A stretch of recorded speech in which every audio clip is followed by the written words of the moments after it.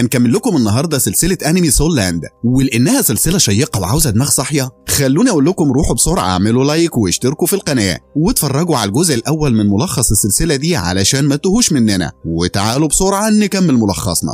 بيبدأ ملخصنا على تانج سان وهو بيتكلم مع المسؤول وبيشرح له قوته وازاي يستغلها، وبيقول له المسؤول انهم لازم يروحوا سوا يدوروا على روح الوحش، وده هيخليهم يسيبوا المكان ويبعدوا فترة، وبيوافق تانج سان انه يروح معاه. يلا يا تانج سان يا صاحبي ورينا بقى.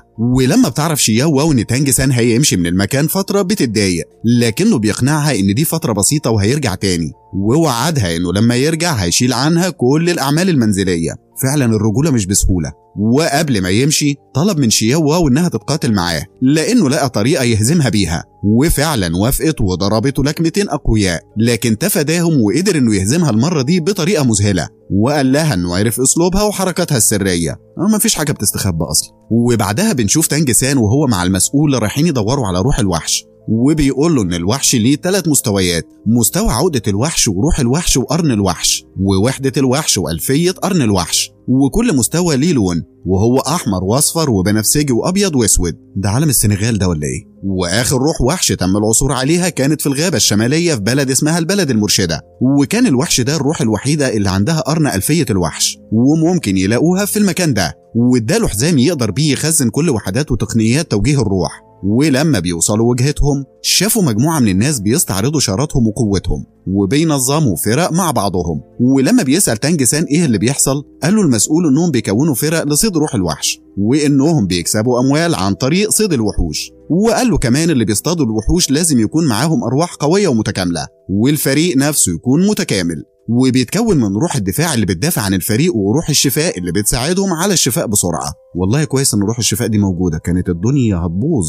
وروح العفو اللي بتقوي الفريق، وروح الهجوم اللي بتبدأ الهجوم وبتقوي الفريق، وروح النصر اللي بتظهر وقت الانتصار، يعني روح بتحتفل بس. وبعدها بيوصل فريق البحث، وبيقول المسؤول لتانج سان انه لازم يعدي البوابات دي ويبدأوا البحث، لكن الحراس بيرفضوا اي حد يدخل من غير ما يكون حاصل على مستوى سيد الروح، وعشان كده اداله شارة يستعملها لعبور البوابة. فسألوا تانج سان لو كانت روح الوحش اقوى من روح السلاح، رد المسؤول عليه وقال له ان روح الوحش روح قوية ومحتاجة حد شجاع يهزمها، وان الروح القوية زي روح المطرقة وارواح تانية يقدروا يهزموها لو تعاونوا سوا. بعدها بيدخل المسؤول وتانج سان من البوابات وبيستعدوا للبحث، وبنشوف مجموعة كبيرة من ارواح الوحوش بشعر بنفسجي. دول خارجين من فيلم كرتون ولا ايه؟ مش مهم.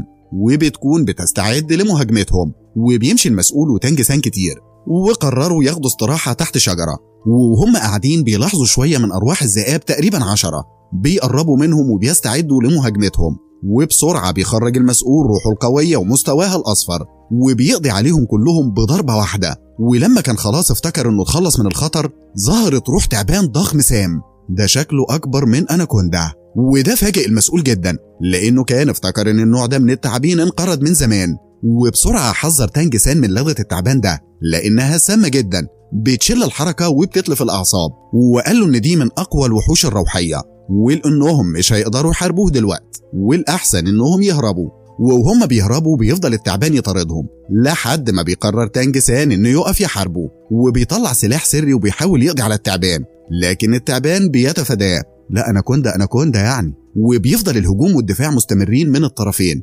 لحد ما بيقدر تانج سان يحصل التعبان في منطقة ضعفه وبيشل حركته. ووقتها بيقول له المسؤول ان يخرج منه الروح، وفعلا بيحرر الروح من التعبان وبياخد قوته، وقدر كمان يخرج حلقة الروح من التعبان، وده زود حماس تانج سان. لكن كان في حاجة غريبة بتحصل، وهي المسؤول وقع على الأرض وتعبان جدا. طب ما يمكن مفطرش. ولما فحصوا لقاه اتعرض للعض من الأفعى السامة، فخرج تانج سان خنجر وفتح جزء من جسم المسؤول علشان يزيل كل السموم اللي في جسمه. واخيرا بيفوق المسؤول وبيستعيد وعيه، وبيسأل تانج لو قدر يحرر خاتم روح الأفعى، وبيقول له انه قدر يحررها. وبيقوم المسؤول وبيستعد الاتنين انهم يرجعوا الأكاديمية. ولما رجعوا طلب تانج سان من المسؤول انه يرتاح لان السموم ما خرجتش من جسمه بالكامل، وبيروح تانج سان يكمل دراسته. مستقبلك يا ابني ومذاكرتك برضه. في الوقت ده بتكون شياو واو وفريقها بيتخانقوا مع قائد المجموعة التانية، وبيتحداهم يحاربوهم واحد واحد لحد ما يهزم فريقها كله. وبتقبل شياو واو انها تبدأ القتال،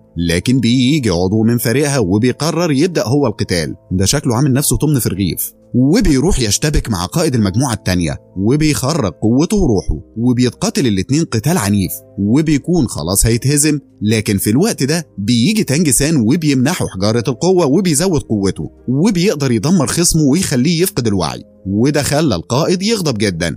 لكن شياوا وفريقها فرحوا ان تانج سان رجع لانه اقوى واحد فيهم واكيد هينتصر ليهم. لا ده العشم واخدهم بزيادة. بعدها بيبعت القائد اقوى واحد في فريقه علشان يتقاتل مع مجموعة شياوا، لكن تانج سان هزمه في ثواني، وده شتت قائد الفريق التاني لان ده كان اقوى واحد عنده، وتانج قدر يهزمه في ثواني. عشان كده قرر القائد انه يحارب تانج سان بنفسه، لكنه بيتراجع لما بيشوف تانج سان بيستعرض القوة اللي عنده، وبيدرك كمان ان تانج عنده خاتم روح لمدة 100 سنة. امال ايه يا ابني، احنا معانا سنين كتير ومستحيل حد يقدر يهزمه. فبيقبل حقيقة انه خلاص اتهزم وبيرجع عن قرار القتال مع تانج، وبيقبل كمان ان شياوا تبقى رئيسة المدرسة كلها وبينحني احتراما ليها ولمجموعتها وبينسحب. بعدها بيستعد تانج سان لأوضة الاختبارات علشان يتدرب على روحه القتالية، وبيمر من البوابة وبيقابل المسؤولين. ولحد هنا بينتهي ملخصنا. ما تنسوش صحابي تعملوا لايك وتشتركوا في القناة علشان تتابعوا باقي أجزاء ملخص مسلسلنا. سلام.